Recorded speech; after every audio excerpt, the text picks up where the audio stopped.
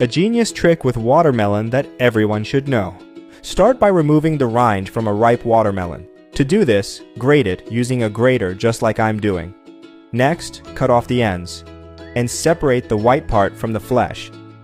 Then, cut the white part into small cubes and cut the watermelon flesh into smaller pieces.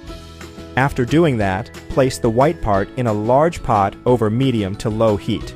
Also add 1 cup of sugar and stir everything very well until it caramelizes. Take this time to share this video and write in the comment section the name of the city from which you're watching it, and we'll make sure to leave a heart, especially for you. Oh, and thanks for sharing this video. This is the right point. You can remove from the heat and set aside. Now, place all the watermelon flesh we cut earlier into a blender and blend until it becomes a smooth juice. Have you got That Recipe app? It's already available for download. With this app, you'll have access to all our recipes in the palm of your hands, and you'll get notified every time we upload a new recipe. In addition to all that, you'll also have access to an exclusive area in which you can bookmark your favorite recipes.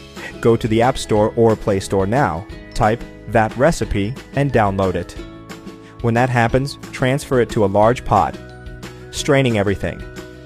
Add 2 cinnamon sticks, 200 milliliters of heavy cream, and a 395-gram can of sweetened condensed milk. Then dissolve 2 tablespoons of cornstarch in 100 milliliters of water. Add it to the pot. Turn on the heat to medium-low and stir everything very well until it slightly thickens. I hope you're enjoying the recipe. Share it with your friends. By doing so, you'll be helping us go even further. To finish, serve it with the caramelized watermelon we prepared earlier. That recipe is ready. You may now serve and enjoy it. I hope you liked this recipe. Now I'll head to the comment section and leave a heart to everyone who left the name of their city. See you next recipe. Bye bye.